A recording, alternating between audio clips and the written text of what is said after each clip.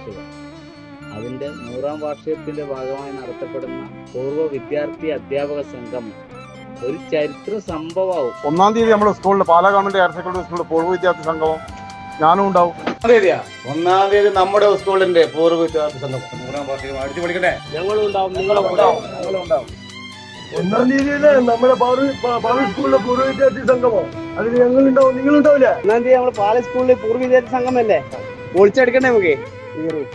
നമ്മുടെ നാടിന്റെ അഭിമാനമായ പാലാ ഗവൺമെന്റ് ഹയർ സെക്കൻഡറി സ്കൂളിന്റെ 100-ാം വാർഷികം ആഘോഷിക്കുന്ന ഈ വേളയിൽ പൂർവ്വ വിദ്യാർത്ഥി അധ്യാപക സംഗമത്തിൽ ഈ 1-ാം തീയതി ഞങ്ങളുടെ കൂടെ നിങ്ങളും ഉണ്ടാകില്ലേ?